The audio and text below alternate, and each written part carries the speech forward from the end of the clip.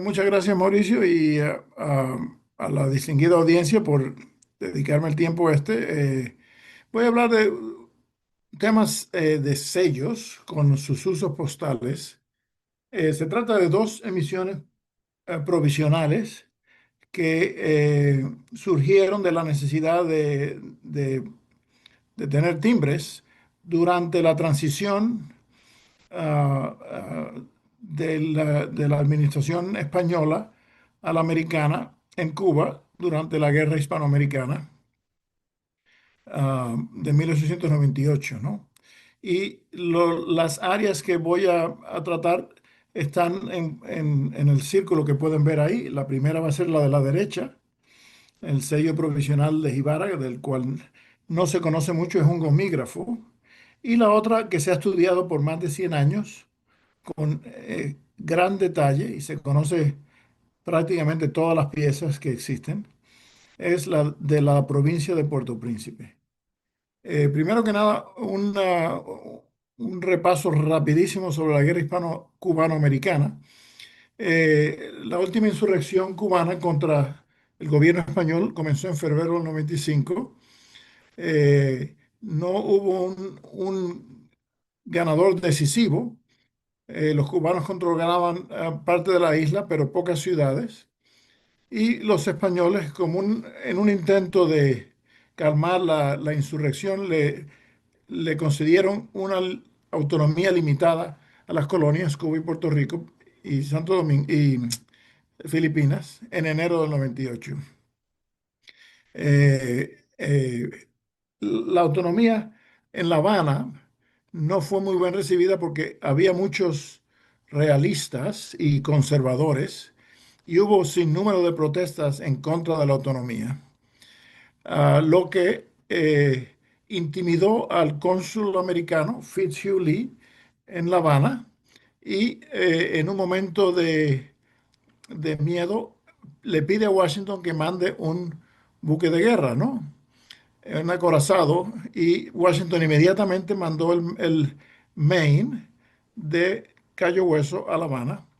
Al poco tiempo, Fitzhugh Lee se arrepintió, pero ya era muy tarde, ya el barco estaba en alta mar y llegó a La Habana en enero del 1898. 3 semanas más tarde, como bien se sabe, estalla en la bahía de La Habana, resultando muertos 266 oficiales y marinos.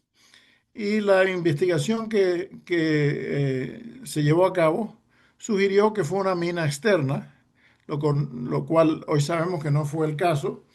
Y tras varios fracasos diplomáticos y el aliento de la guerra de la prensa amarilla, llevó a la declaración de guerra el 25 de abril de 1898. Al poco tiempo, a fines de junio, las primeras tropas americanas desembarcan cerca de Santiago de Cuba, en el sureste de la isla, y hubo una serie de victorias navales y terrestres a principios de julio que fueron decisivas, ¿no? Al poco tiempo se firma un armisticio, el 12 de agosto del 98, y el Tratado de París de diciembre 10 del 98 le cede a, a los Estados Unidos. España le cede a Puerto Rico, Filipinas y Marianas, que se llamaban Guam en aquella época por los americanos, y le deja a los Estados Unidos eh, el control de Cuba temporalmente hasta que Cuba logre su independencia. El cambio oficial de soberanía se llevó a cabo el 1 de enero del 99, cuando se izó la bandera americana en La Habana y se bajó la bandera española. Ya desde antes de eso, había escasez de sellos. Y aquí les muestro dos ejemplos. Uno a principios de enero del 98, de Guanabacoa, cerca de La Habana, a Matanzas, por vía de La Habana, enviada sin sellos y tasada en La Habana. Como pueden ver, en la parte superior se lee en lápiz, sin franqueo por no haber sellos. El sobre en la parte inferior izquierda fue enviada por un oficial americano en el en el pequeño pueblo de Niquero, cerca de Manzanillo, en el sureste de la isla. Y también dice en la parte superior derecha, no se pudieron obtener los sellos. Para los soldados americanos esto no fue un problema porque tenían el permiso de enviar las cartas sin pagar y no estar sujetas a ninguna tasa adicional. Como ven en ese caso, la tarifa de 2 centavos, que era la tarifa doméstica a la cual los soldados americanos tenían derecho al estar fuera de Estados Unidos. O sea que no hubo un recargo. La penalidad que normalmente a través de la Unión Postal Universal se exigía del doble de la deficiencia, no aplicaba a estas cartas. Y como ven, tiene una marca de tasa. Se debe el porteo de 2 centavos con la marca especial de la Estación Postal Militar en Manzanillo, Cuba. La primera misión provisional no se conoce mucho, no fue hasta fines del siglo pasado que empezamos a investigar y se encontraron piezas fabulosas, ¿no? Que se las voy a enseñar a ustedes. No fabulosas para todo el mundo, pero para alguien apasionado como nosotros, sí fueron un hallazgo muy, muy importante. Jibara ha pasado la historia porque fue el lugar donde desembarcó Colón en 1492 después de tocar tierra en San Salvador o Guananí. Y se sabe que es el lugar exactamente donde desembarcó porque describen con detalle esa montaña que se ve en el horizonte que se llama la Silla de Jibara. Y hay una playa donde la única, el acceso es a través de esa playa y ahí desembarcó Colón en Cuba por primera vez. Y también tiene la fama de que no todo el mundo lo sabe, pero una expedición que salió a investigar tierra adentro en Cuba, la primera expedición, el 2 de noviembre de 1492, enviada por Colón y el principal el militar era un individuo llamado Rodrigo de Jerez y estaba acompañado por otro individuo llamado Luis de Torres. Luis de Torres era un judío converso que iba como traductor porque hablaba media docena de idiomas, hebreo, árabe, etcétera.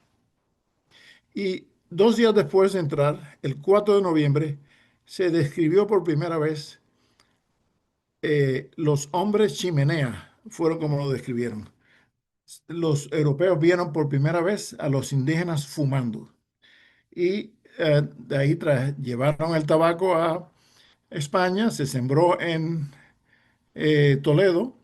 Y se dice que Luis de Torres fue el primer europeo en fumar y desarrollar la adicción a la nicotina. En aquella época, en el 1898, Ibar tenía nada más 7.000 habitantes. Era un pueblo bastante poco importante, ¿no? En un vapor americano, el Kanawha, llegó a ese lugar el 21 de agosto.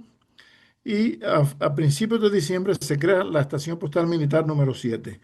El ejército americano creó 39 estaciones militares en Cuba que estuvieron activas por varios meses, algunas por varias semanas solamente, y eventualmente se incorporaron al sistema postal civil.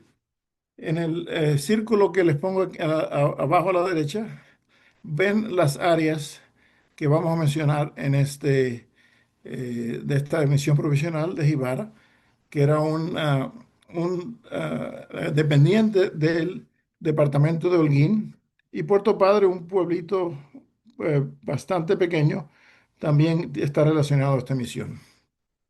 Se sabe desde fines del siglo XX que en el Museo Postal Cubano existen estas dos piezas, de las cuales no se sabía mucho, ¿no? Dos gomígrafos que dice Correos, Distrito de Holguín, 2 centavos, Jibara, y el otro de la derecha, Correos, Distrito de Holguín, 5 centavos, Jibara. Y además tiene un cuño lineal que dice no hay sellos disponibles, el correo está pagado por el gobierno militar. Eh, Esos fragmentos era lo único que se conocía, pero a fines del siglo XX apareció esta pieza muy interesante, similar, enviada a fines de diciembre de 1898 de Jibara a Puerto Príncipe, pagando la tarifa civil de la época colonial de 2 centavos dentro de la misma provincia o a una provincia adyacente. Y aquí reproduzco a la izquierda el gomígrafo y la marca auxiliar que explicaba el uso de este timbre. Eh, Poco después apareció esta pieza interesantísima, dirigida por un soldado americano a Estados Unidos, con dos ejemplares del gomígrafo de 2 centavos, con el mismo cuño justificando que no había sellos. A la izquierda dice correo de soldados, abajo a la derecha, perdón, abajo a la izquierda menciona que incluye fotos. ah, y cómo se interpreta eso es que esta es una carta de peso doble, porque de otra manera no hubiese sido necesario estampar el cuño 2 veces. O sea que una carta de más de 1 onza, cuyo porteo sería 4 centavos americanos. Y arriba en el centro está una marca postal, un fechador colonial de Jibara de la época española, que fue usado por el gobierno militar. Todos estos sellos circularon antes de que existiera un correo americano en operación, ¿no? Los españoles habían abandonado su puesto y había una necesidad de proveer este servicio. ¿Y cómo se justificaba el pago del porteo? Bueno, estos sellos lo explicaban, ¿no? O estos cuños utilizados como sellos. Y este es un ejemplo muy interesante de una carta con el sello, el gomígrafo de 5 centavos, enviado a un destino bastante poco deseable. No sé si todavía existe, pero en la Ciudad de México, calle de las Ratas. Así que no debe haber sido el área más fina de la Ciudad de México en aquel entonces. La carta fue enviada y pagada previamente con la tarifa civil al extranjero internacional de 5 centavos por onza. Al llegar a México fue encaminada hacia Puebla y le pusieron un sello para el porteo interno, ¿no? El destinatario tachó la dirección y la envió al Hotel América en Puebla, pagada con un sello mexicano de 10 centavos. Un ejemplar muy interesante. Y por último, este es el otro sobre que se conoce con el gomígrafo de 5 centavos. Nuevamente parece ser una carta doble enviada por una firma azucarera y parece ser una carta doble con la tarifa civil, con dos ejemplares nuevamente del gomígrafo de 5 centavos y la marca lineal, el cuño lineal, justificando la ausencia de sellos. Y esto es todo lo que se conoce de estos sellos hasta que apareció. Bueno, aquí les enseño las marcas de la estación postal militar. En este caso, Jibara se le dio el número 7, que reemplazaron a los gomígrafos. Y aquí ven el cuño duplex, que se siguió usando por muchos años. Y aquí ven el mismo cuño, pero ya una vez la estación postal militar fue trasladada al control civil, se le eliminó la parte estación militar número 7 y se usó como fechador sencillamente leyendo Jibara, Cuba. Eso sucedió con cierta frecuencia en estas estaciones postales militares y la mayoría de las marcas de estas estaciones se conocen ya cuando estaban siendo manejadas por la administración civil. Pues algo similar sucedió aquí con el sello, el gomígrafo de 5 centavos, que tiene todas las características de la marca previa, que dice correos eh, de distrito de Holguín, y en este caso no tiene valor postal, pero dice Puerto Padre, P. Padre, en una carta dirigida por un militar, un teniente, a Washington, D.C. Era común el reuso de los cuños viejos en Cuba. A veces se conocen usados 17 años después de haber sido introducidos. una pieza muy interesante.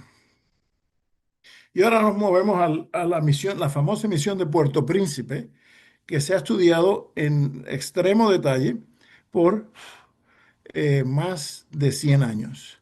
Poco después de haber salido, se menciona en la prensa postal de finales del siglo XIX. Y Puerto Príncipe, a pesar del nombre, no es un puerto. Originalmente sí fue un puerto, pero después de varios ataques por franceses, etcétera, en el siglo XVII fue trasladándose al interior y eventualmente estaba a cientos de kilómetros de la costa, pero siguió teniendo el nombre Puerto Príncipe. Pues la provincia también tenía el nombre Puerto Príncipe y a principios del siglo XX, para evitar confusión con la capital de Haití, Puerto Príncipe, se le cambió el nombre a Camagüey y la provincia de Camagüey y de Puerto Príncipe son las mismas. Aquí se me- eh, Esta misión fue muy interesante porque hubo 5 tiradas, estuvo en uso desde diciembre hasta principios de febrero. La provincia de Puerto Príncipe era bastante grande, 40.000 habitantes. La capital como tal tenía 25.000 habitantes. Las tropas americanas, dirigidas por el general Carpenter, general de brigada, llegan a la ciudad el 24 de noviembre. Y aquí ven un sello español, mata sellado el mismo día que entran las tropas americanas. Cuando la administración postal española abandona su puesto, ¿no? A mediados de diciembre se abre la estación postal militar, pero ¿qué pasa? Mientras tanto, no había sellos o se continuaron usando los sellos españoles, una pérdida al tesoro americano. Y el general Carpenter fue inducido por varias personas envueltas en el trato filatélico. El principal fue Francisco Parras, que es bien conocido, un empleado de correos y comerciante filatélico. Ahí les muestro un anuncio contemporáneo eh, eh, eh, en un periódico filatélico anunciando que vende y cambia sellos. Eh, eh, Carpenter fue inducido a producir esta emisión para evitar que los españoles siguieran vendiendo sus sellos. Y lo que hizo fue que le compró sellos al Banco Español de, en Puerto Príncipe. En el Banco Español estaba un empleado muy famoso llamado Arturo Roca, que era el suegro de Francisco Parras.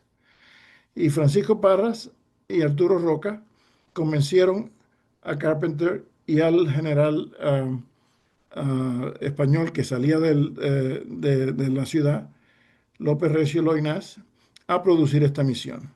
Esta misión se conoce usada principalmente en la ciudad de Puerto Príncipe y en 3 pueblos o ciudades de la provincia: Nuevitas, Minas del Príncipe y Santa Cruz del Sur, que aquí lo muestro en el círculo grande en el mapa inferior.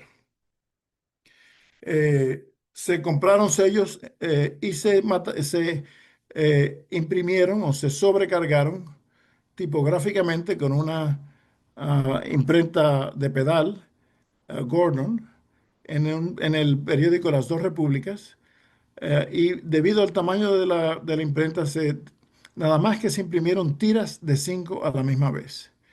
Hubo 5 impresiones entre diciembre 19 y enero 11 del 99, y oficialmente eran válidas hasta el 22 de enero, aunque se conocen usadas hasta febrero, ¿no? Se conocen usadas en 4 provincias. Hay innumerables errores, desplazados, invertidos, diagonales, dobles. Y esta, sin duda, ha sido la misión postal más intensamente estudiada de todos los territorios españoles, americanos, obtenidos de España, ¿no?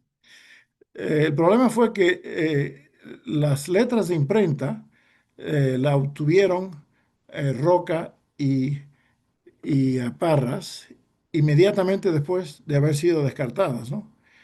Y entonces empezaron a imprimir falsos filatélicos, que son en muchos casos, muy difícil de identificar. Hoy en día yo estimo que yo y otras personas que aproximadamente el 90% de los sellos que se ven en el mercado son falsos, muchos de ellos bastante burdos y otros en el cual se usaron la letra de imprenta original, a veces son muy difíciles de identificar. Y además, estos sellos eran bastante baratos y fueron demonetizados a fines del 99, por lo cual circularon, estuvieron disponibles en abundancia. En aquella época, el correo no vendía sellos, sino que el Banco Español y otras tiendas de Hacienda, otras entidades gubernamentales de Hacienda, eran encargados de vender los valores postales y fiscales. Esta es la primera impresión, la más común, el 19 de diciembre del 98. No vamos a poder, y además no va a haber quien se quede despierto si hablamos de esto en mucho detalle, porque esto tomaría fácilmente 6 horas ir con detalle, hablar de eso con más detalle. Pero aquí les da una idea de los valores y el tipo de letra de imprenta que se utilizó. El impresor no tenía, en muchos casos, más de 4 números idénticos, por lo cual en cada una de las tiradas hubo un número diferente. Como ven en esta tirada, el 2 en la segunda posición, el 3 en la segunda posición y el 5 en la segunda posición consisten de letras de tipos mucho más finos. Y aquí les pongo a mano izquierda el número de sellos que se estima que se imprimieron. Hoy en día, casi el 40% de los sobres que se conocen son de la primera emisión. Y aquí les muestro cosas interesantes. Nada más que se conocen dos pruebas de esta emisión, la cual las dos son del 2 centavos. Y aquí les muestro lo que se utiliza, las líneas de comprobación para determinar qué tiradas son genuinas o falsas. Hay otros métodos, ¿no? El tipo de tinta, etcétera, los detalles del sello, pero muchos falsos impresos o sobrecargados con el tipo de imprenta original son idénticos, pero la alineación no es la misma de los sellos genuinos y esa es una manera de determinar los genuinos de los falsos. Muchos de esos sellos inicialmente sí se imprimieron principalmente tiras de 5, pero eventualmente había remanentes y se imprimieron en el margen o entre medio. No se sabe hoy en día si la impresión del margen tuvo valor postal. Posiblemente sí, pero no se conoce ningún sobre en la cual se pueda comprobar. Aquí les muestro cómo se ven los sellos nuevos. No voy a entrar en muchos detalles sobre esto. Y aquí les muestro este, un sobre muy raro. Hay veintitantos sobres, perdón, un poco más de eso, pero los sobres son muy caros, muy raros. Algunos se venden por $10,000, etcétera. Otros son menos costosos, pero han sido bastante populares y bastante difíciles de adquirir.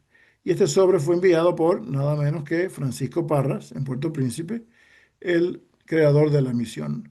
A pesar de eso, estos sobres tuvieron uso postal genuino, como pueden ver, aunque haya tenido una inspiración filatélica, son perfectamente válidos. Esta es una carta enviada de Puerto Príncipe a Alemania, pagando la tarifa doble, 5 centavos por dos.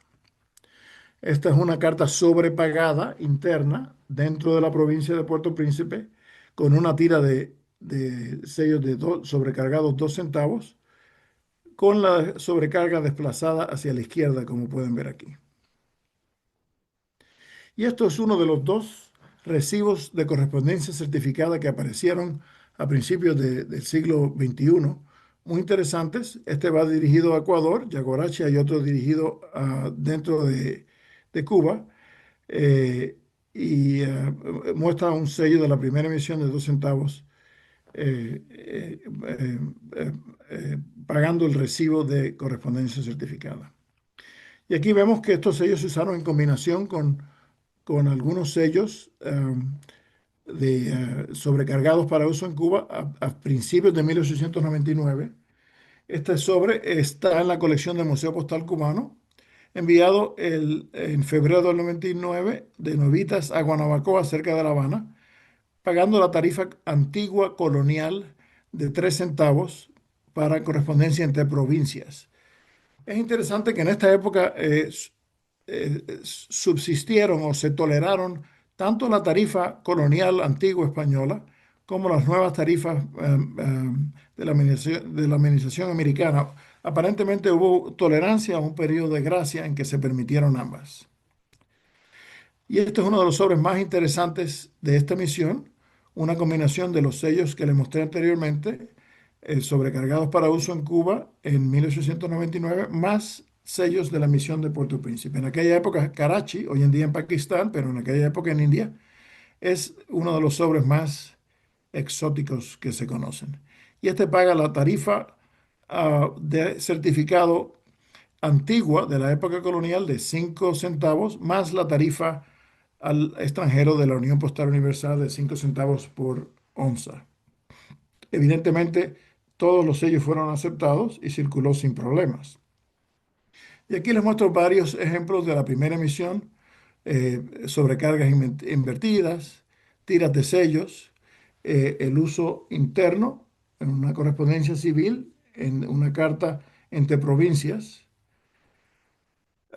Y continuando con la misión el valor de 5 centavos, aquí les muestro también combinación con sellos americanos sin sobrecargar, que circularon legalmente, sobrecargas invertidas y una tira nueva de 5 centavos. La segunda impresión fue solamente de sellos de 3 y de 5 centavos que escasearon rápidamente. Las primeras dos emisiones, la sobrecarga es un poco más corta, de 17,5 milímetros. Posteriormente se cambió el planchaje y la sobrecarga tenía un espacio de 19,5 milímetros desde el habilitado hasta centavos. Aquí ven los tipos que se usaron. Estos sellos son rarísimos, se estima que se produjeron cerca de 800 sellos solamente, o el 4% de la emisión. Y aquí les muestro un sinnúmero de ejemplos, no los voy a aburrir, diferentes matasellos, diferentes errores. Todos estos sellos son muy raros. Y aquí es uno de los pocos que se conoce de esta emisión usados en un sobre patriótico enviado a los Estados Unidos, pagando la tarifa civil de 5 centavos al extranjero. Inicialmente la sobrecarga fue el mismo valor sobre el mismo valor, 5 centavos sobre 5 milésimas, 3 sobre 3, etcétera. Pero la segunda impresión se utilizaron diferentes valores para sobrecargarse. Aquí les muestro más variedades de la segunda emisión. Como ven, lo interesante de estos sellos que se imprimió en la parte blanca, no se sabe si fueron válidos o no, yo pienso que sí. Y en este caso de la pareja del medio hubo un sello sin sobrecarga y otro con sobrecarga. La tercera impresión, como les dije, cambió la distancia del habilitado al centavos a 19,5 milímetros y hubo tres valores. También es bastante rara, se conocen cerca de 5, de 1000, se estima que se produjeron cerca de 5, de 1000 ejemplares o el 5% de la emisión total. Curiosamente, la tercera impresión no se utilizó hasta después de la cuarta impresión, que sigue a continuación. La cuarta impresión sabemos por la posición de la sobrecarga que se hizo posteriormente, pero se conocen usados antes de los de la tercera emisión. Y aquí les muestro varios ejemplares de esta emisión rara, diferentes valores, diferentes variedades, etcétera. Aquí vemos un uso en combinación con un sello sobrecargado en una carta de militar americano a los Estados Unidos. Y en este caso, y esto fue algo bastante caprichoso, el valor de 1 centavo de Puerto Príncipe no fue aceptado, por lo cual se le cobró la tasa de 1 centavo. Como era correspondencia militar, no estuvo sujeta a la penalidad del doble de la deficiencia y sencillamente se le cobró la deficiencia de 1 centavo en vez de 2 centavos, como hubiese sido el caso de haber sido una carta de un particular o civil, ¿no? Este es un ejemplo del interior de Cuba, la tarifa colonial de 3 centavos. Este es un ejemplo de la tarifa civil eh, al extranjero, a Estados Unidos, con combinación de dos impresiones. Esta es la tercera impresión, el sello de 3 centavos. Ven la diferencia, la distancia del habilitado al CENS es mayor que la del sello de la primera emisión de 2 centavos, que es 17,5 milímetros. Estas combinaciones de impresiones son también muy raras. La cuarta impresión, que se utilizó antes de la tercera, es la más fácil de identificar porque se utilizó color diferente y sellos diferentes. La sobrecarga fue en tinta roja y el número fue bastante alto comparativamente, ¿no? 7.800 sellos se estima, o cerca del 37% de la emisión. Y aquí vemos la diferencia. De haber sido una sobrecarga negro, hubiese sido imposible verla, ¿no? Por eso se utilizó el color rojo sobre estos sellos de centavos, que fueron los remanentes en el Banco Español en Puerto Príncipe. Aquí vemos una carta dirigida nada menos que a Arturo Roca, el suegro de Francisco Parras, empleado del Banco Español, un ejemplo de correspondencia civil franqueada con 3 centavos, con la impresión del 3 estrecha. Aquí vemos, similar a la carta previa, una combinación de dos valores. En este caso, ninguno fue aceptado y la carta fue tasada 5 centavos. Debió haber sido tasada el doble de la deficiencia o 10 centavos, pero una característica del correo de aquella época era la inconsistencia. También algo interesante del matasello de esta combinación de impresiones fue la parrilla colonial introducida por primera vez en abril de 1855 y siguió usándose casi medio año, medio siglo después. Eh, Otros ejemplares de la emisión de la cuarta impresión, el de abajo, es parte del Museo Postal Cubano y este es un sello patriótico, un sobre patriótico que hay muy pocos, ¿no? En este caso, de 5 centavos la tarifa civil al extranjero y esta también de 5 centavos la tarifa civil al extranjero. Y este es un sobre icónico enviado a nada menos que J.M. Andreini. Andreini fue un comerciante filatélico y escribió el primer libro sobre la emisión postal de Puerto Príncipe. Obviamente inspirado filatélicamente, una carta registrada o certificada, pagando la tarifa de certificado antigua colonial española de 5 centavos. Para los americanos ya era 8 centavos, más la tarifa al extranjero de 5 centavos. Y este también es un sobre impresionante, enviado por nada menos que Francisco Parras al Club Internacional Filatélico de Rareza, Club Internacional de Rarezas Filatélicas en Múnich, Alemania, en Baviera. Y una carta, en este caso, pagando la, ah, la tarifa correcta, ¿no? Perdón, la tarifa no está clara. Se supone que fuesen 5 centavos de certificado más 5 centavos por una carta sencilla, pero obviamente este sobre es filatélico y no coincide con la tarifa de esperarse, ¿no? Vemos nuevamente la combinación de impresiones. Esta es la primera impresión, 2 sobre 2, 17,5 milímetros, y esta es la cuarta impresión, 19,5 milímetros, y el color diferente. La quinta impresión también es una de las más raras. Se estima que solamente existieron 800 sellos. Se sobrecargaron los valores de 3 y 5 centavos en una gran variedad de timbres.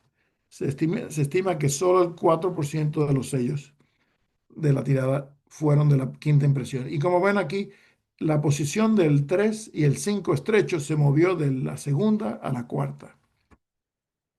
Aquí vemos diferentes valores del 3 centavos en una milésima, en 2 milésimas y en 3 milésimas. Además de que la posición del medio, en vez de cents, tiene el error ENS, dos es corridas en vez de cents. Y aquí vemos un ejemplo de esto en sello suelto, un ejemplo de esto en sello en tira de 5. Como ven, el margen fue impreso, un sinnúmero de variedades y errores existieron. Y aquí uno de los sobres bastante raros de esta emisión, en la tarifa interna civil entre dos provincias, un sobre improvisado de telegrama que se usó como sobre de correos con el sello de 3 centavos de la quinta impresión. Y aquí vemos los de la quinta impresión en valores de una milésima, 2, 3, 4 y 5, diferentes variedades, invertidos, nuevos, usados, etcétera.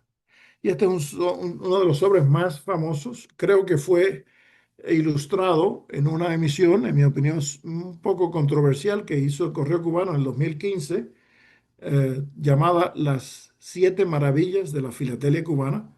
Me parece que este fue uno de los sellos, de los sobres ilustrados en esa emisión. Y se conoce de principios del siglo XX todavía con la esquina intacta. En algún momento, eh, por descuido, se le rompió la esquina, pero no por eso deja de ser menos interesante, ¿no? Sobre se ha vendido por, qué sé yo, $12,000, algo así. Y nuevamente, la tarifa al extranjero de 5 centavos más la tarifa certificada de 5 centavos a Nueva York. Y esta es una combinación con un peso, con un franqueo excesivo, una carta certificada también a La Habana, usando, improvisando un sobre con papel lineal, con papel de líneas. Y aquí le resumo los 32 sobres que se conocen por impresión, por origen, por denominación y por destino. Los otros dos que menciono aquí son los recibos de correspondencia certificada que les mencioné anteriormente. Y esta es un repaso muy breve como introducción a esta emisión, que es sumamente famosa, icónica y ha sido muy estudiada y coleccionada por más de un siglo, de la filatelia tanto americana como cubana como española. Muchas gracias por su atención y si hay alguna pregunta, con mucho gusto trataré de contestar. Muchísimas gracias, Jamil. A ustedes, ¿sí? ¿Hay preguntas o comentarios? Yacel, Estás estás en mudo. mute. Ahí, ahora sí. Ya, ahora sí, ahora sí. Ya, mira, una pregunta, ¿no? Siendo cubano y habiendo visto esta emisión a lo largo del tiempo, una pregunta que siempre me ha causado duda y es que tomado los americanos otros territorios como Santiago de Cuba, ¿por qué esta ciudad necesitó una solución postal local y no otras regiones del país? Eh, Porque había un comerciante filatélico llamado Francisco Parras y su suegro, que tenía acceso a los sellos base. Eso sin duda fue la inspiración. Sí, sí, Eh, en otros lugares se mandaron cartas sin sellos, como los ejemplares que te mostré inicialmente. Las tropas americanas no tenían problemas porque siempre podían mandar su correspondencia sin sellos, pero hubo una inspiración filatélica sin duda. Esa es la única lógica, ¿no? sí. Ujú. Ok, gracias. Sí. Y fueron paralelos al sistema postal, no tuvo aprobación oficial del sistema del Departamento de Correos, obviamente, porque fue algo improvisado, provisional, como los sellos de Puerto Rico, que tampoco tuvieron ¿cómo se llama? El, um, El apoyo, el permiso, el apoyo, la permiso. aprobación del correo, sino que fue lo que fue necesario en aquel momento. El gobierno militar tenía toda la autoridad que les daba la gana y decidieron hacerlo y así sucedió. Bueno, esta parte ya también responde a la segunda pregunta que tenía, era que si tenía algún respaldo jurídico las emisiones. Pero bueno, ya esa ya también. Absolutamente ninguno. Y por eso fue medio caprichoso. En algunos casos se aceptaron, en otros casos no se aceptaron los sellos, sin tener ninguna razón. Y a pesar de oficialmente ser válidos hasta el 22 de enero, se conocen usados hasta principios de febrero, que circularon sin problemas. Bueno, tú sabes cómo era en Cuba en la época de necesidad y en guerra. Se usaron sellos fiscales, de giros, de policía, Sí, lo que tuvieran a mano. Ujú. ok, gracias. Y, hola, Rodel, ¿cómo estás? Abdel, Hola, saludos desde Cuba. Me alegro que haya Por fin venido. me pude conectar. Me pude conectar. Bueno, no, primero y antes que nada, felicitarte por poner en valor, ¿no? Este periodo que sin duda es el más interesante, quizás de la filatelia cubana, ¿no? Y de nuestra historia postal, ¿no? Y el más complejo, sobre todo, ¿no? Coleccionar los sellos de Puerto Príncipe ha sido un gran desafío para los coleccionistas de Cuba. Tú has tenido una gran colección. Eh, porque, entre otras cosas, han tenido que competir con los coleccionistas americanos que coleccionaban posesiones. Y Ujú. entonces eso ha dificultado y ha levantado muchísimo los precios de esta emisión, ¿no? Y el otro tema es, bueno, como tú bien lo mencionabas, el tema este de los falsos, ¿no? Ese 90% que tú ponías, yo creo que casi que se queda casi que corto, ¿no? Sí, Porque sí. la cantidad de falsificaciones que hay son terribles. Tanto fueron casi falsificados, casi que desde un primer momento, Ujú. ¿no? Y aquí yo recuerdo aquí en Cuba las anécdotas de los que son un poco mayores que yo, que acá había un señor que tú le llevabas los sellos de la base y te hacía los Puerto Príncipe por nada, por 2 o 3 centavos, ¿no? ah, Y eso, pues, bueno, hizo que se inundara el mercado. Yo si tú recordarás cuando estuvimos en la Sala Cuba en el Museo Postal, ahí en el Museo Postal cubano hay falsificaciones. Y entonces, pues, terrible. Yo quería preguntarte, Yamil, porque ahora me vino a la mente y no tengo, ¿existirán en el mundo eh, más ejemplos que involucren 3 países en una misma emisión? O sea, porque sería los sellos de la base de España sobrecargados por americanos para usarse en Cuba. No sé si habrá muchos ejemplos como ese, no creo que haya tantos, ¿eh? Creo que hace muy interesante esa misión precisamente por eso. Sí, bueno, yo sé que en lugares en Europa, en la Segunda Guerra Mundial, la Primera Guerra Mundial, que los bordes cambiaban, ¿no? Que parte de Alemania, parte de Austria, parte de Polonia, etcétera, que se utilizaron sellos de una región en la otra con sobrecargas o en marcos o en zlotys, fue un desastre también, un desorden total, ¿no? Más los sellos demonetizados, que no demonetizados, depreciados, ¿no? Y la inflación monetaria que requirió la sobrecarga de los sellos por millones de marcos, ¿no? Literalmente, ¿no? Ese tipo de descalabro fue resultado de la guerra, ¿no? Los efectos catastróficos de la guerra. Similarmente en Cuba pasó algo por el estilo, ¿no? Pero no te puedo Sí, dar ningún ejemplo específico, pero sé que en Europa del este hubo problemas similares con ese tipo de misiones. Sí. Gracias. la- Gracias Rafa, ¿estás Rafael. despierto? Sí, no estoy despierto. Pregunta yo, las cartas que yo he visto de Puerto Rico, que los soldados enviaban, mm, pues nunca tenían los sellos. De vez en cuando le ponían un postal yo no sé si fue por error. Nunca se creó como un sello de goma para decir, ¿sabe? Que había pagado. Bueno, el No. Ponce. Bueno, ya, sí, eso No, sí. pero hay otros que ¿cómo se llama? Creo que hay de Guayama, Dutuado, pero estos de son todo, pero no, dudosos. pero hay varios que son cuestionables porque no Yeah. hay apoyo contemporáneo que lo justifique, ¿no? O sea que es difícil de darle validez, ¿no? Y a mí los dutuados y eso no se consiguen en cartas ni nada, solamente Sí, pedazos. Pero cuando se vieron las cartas de los soldados, soldiers' letters, siempre le ponían eso y he visto que a veces le han puesto un postal due tax a ellos, pero no se supone que le pusieran, por lo menos por el periodo de sí, la principio de la guerra. no, sí se supone que le pusieran, pero era el porteo normal, ¿no? De 2 centavos, no le cobraban ninguna penalidad. Pero era lo más fácil del mundo para los soldados mandar la carta sin sello, ¿no? Y eso pasó tanto en Estados Unidos como en los territorios conquistados a los españoles, ¿no?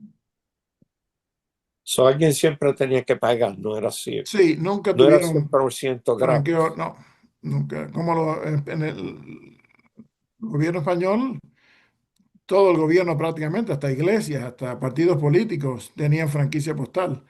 Sin embargo, los americanos era rarísimo. Nada más que el correo tenía franquicia postal en correspondencia oficial. Pero aquí cambió en la Segunda Guerra Mundial, los soldados mandaban cartas sin franqueo, right? Era gratis. Los Sí, V-Gram y esas cosas. sí, en algunos casos sí era gratis, sí. Y la correspondencia microscópica, ¿no? Fotografiada, que Sí, los V-Grams, sí, eso sí. Que los microfiche y después los printeaban. ujú, sí.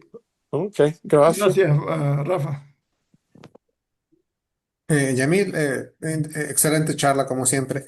Mi pregunta, bueno, en parte ya la respondió Raúl, pero si puedes profundizar un poquito más sobre la cantidad asombrosa de falsos que existe, si se tenía, o sea, dónde se fabricaban o más o menos como en qué época empezaban a aparecer estos falsos, si hay trazabilidad de saber en qué punto aparecen o en dónde aparecen, si pudieras comentar un poquito más al respecto. Sí. Había un comerciante llamado Alfredo Cano a principios y mediados del siglo XX en Cuba y tenía 2 hijos. Ah, ah, se me pongo senil. Rodolfo. Ujú, ¿Y cuál era el otro hermano de Rodolfo Cano? Eh, Raudel, ¿te acuerdas? Sergio y Rodolfo Cano eran gemelos.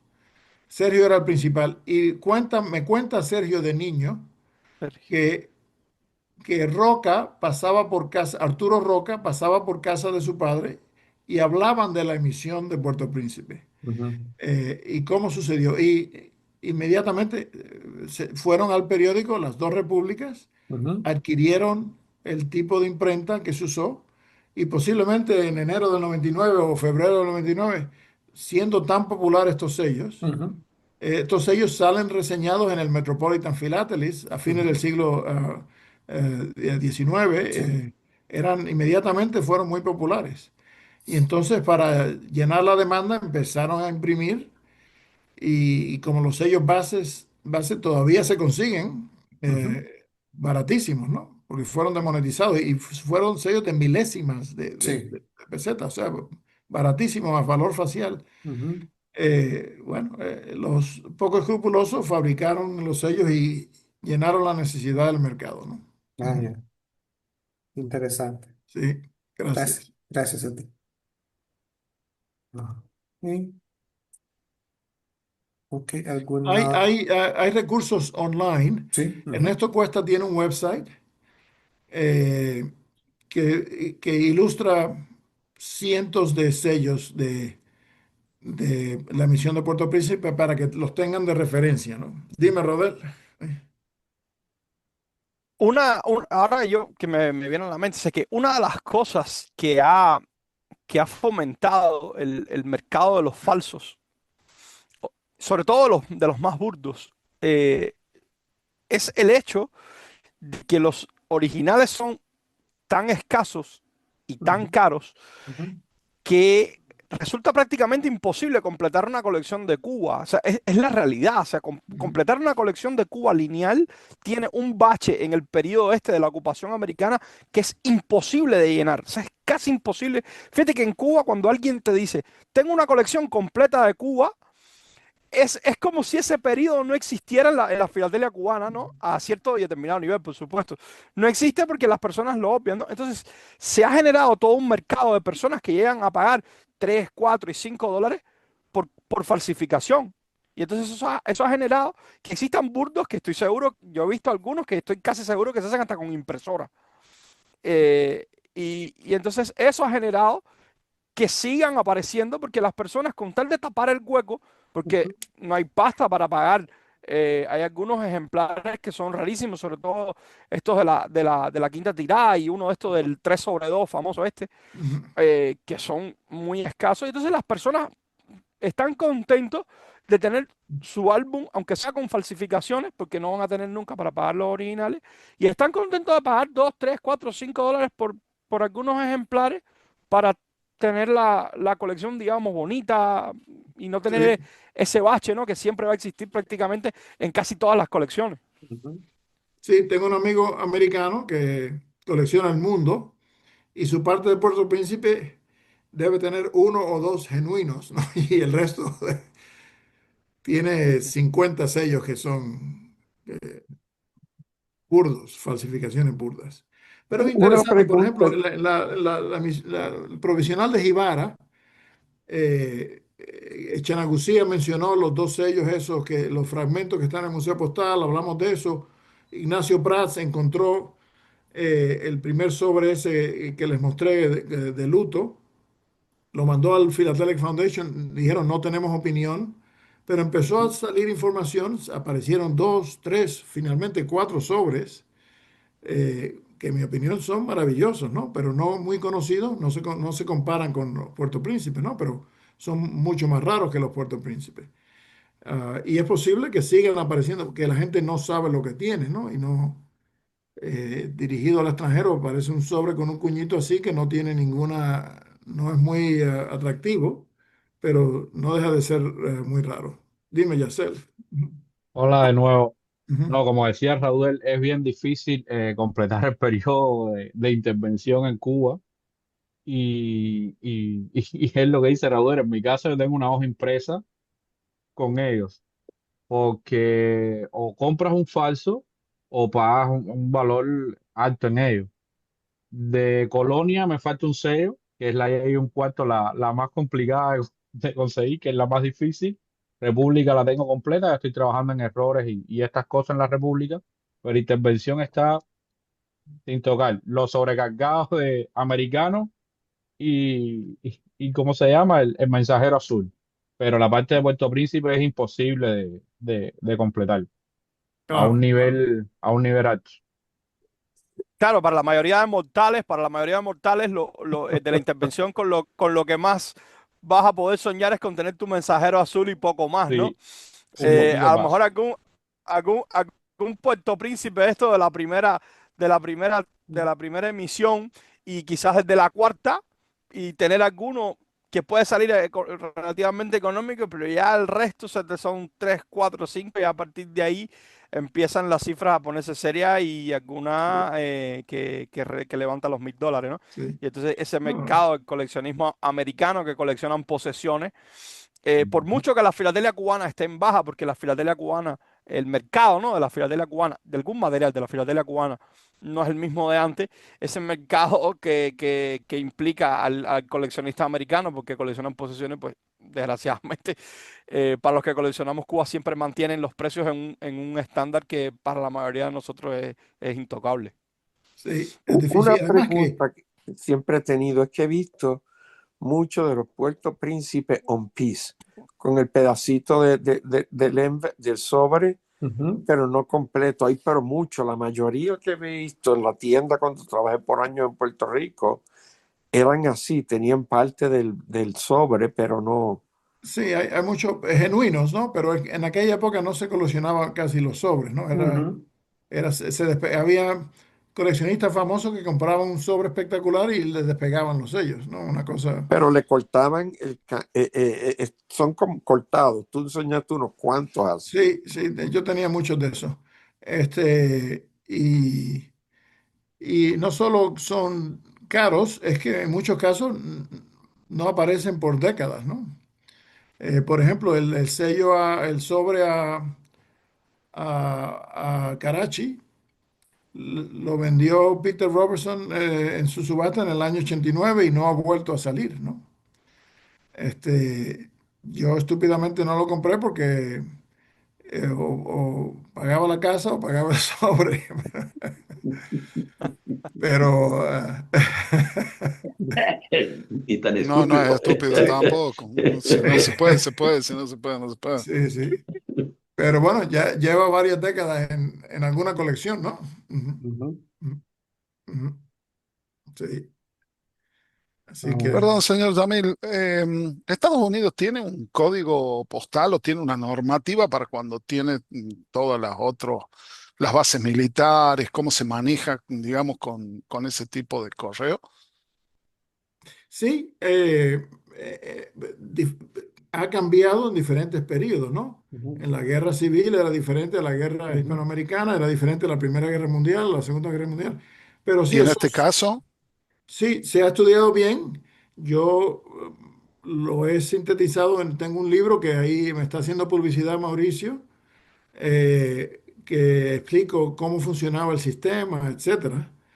Y estaba bien organizado, ¿no? Los capellanes, los dirigentes de brigadas, etcétera, tenían una función especial como carteros de diferentes divisiones, diferentes unidades militares, ¿no? Y y a su eso se vez ha se documentado muy regían bien. por un determinado código, por decir, o normativa establecida por el propio correo. Sí, tanto como el correo como el ejército y entidades particulares como la YMCA. Tenía también, estaba envuelto en la organización del correo y en la facilitación del correo y hasta en algunos lugares como San Francisco regalaban sellos. Tenían carpas donde regalaban sobres y papel y ayudaban a la gente y hasta le escribían las cartas a la gente que no sabía que No se eran debe escribir. analfabetos, Ujú. ¿no? Ujú. Eso está muy bien documentado. Eventualmente escribiré algo de eso más en detalle, ¿no? Pero era muy Allá el interesante. correo, perdón, allá el correo depende es una institución nacional, entiendo, Sí, pero ¿de qué ministerio en ese momento? Por ejemplo, acá en esa época dependía del Ministerio del Interior, sí, no, porque era el que se organizaba. eh, sí, bueno, el Departamento de Correos era una entidad independiente, ¿no? Ujú.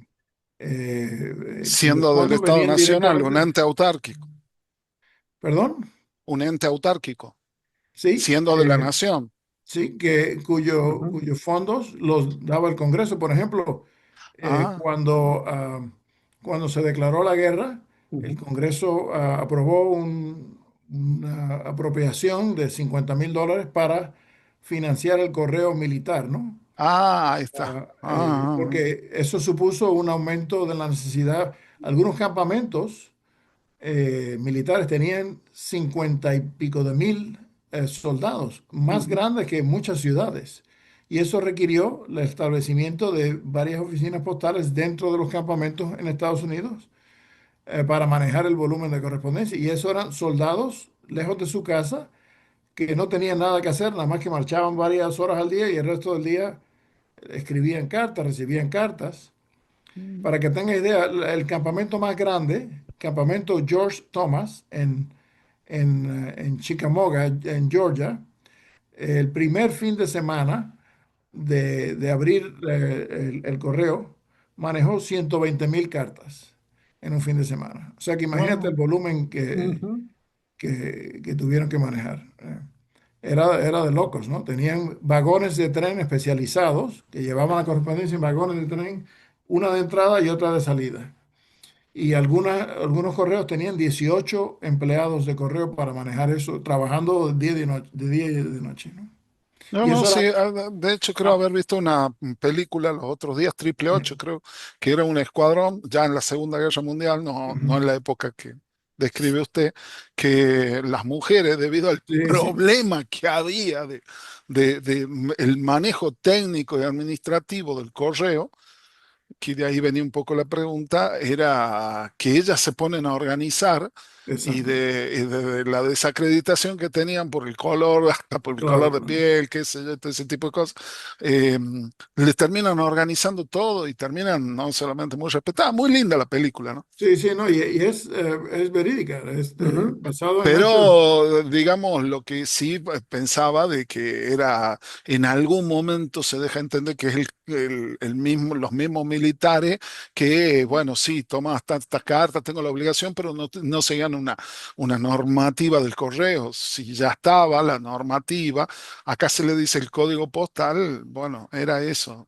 y se ve que sí, que está. Sí, sí, pero se tuvo que adaptar. Por ejemplo, en esa época empezaron a experimentar con los franqueos mecánicos, ¿no? Y hay ujú, varios franqueos mecánicos que no funcionaron muy bien, no eran, a principio, a final del siglo XIX no eran tan efectivos. Y entonces a no, principios del siglo XX ya mejoraron la tecnología, pero antes de eso era a mano, ¿no?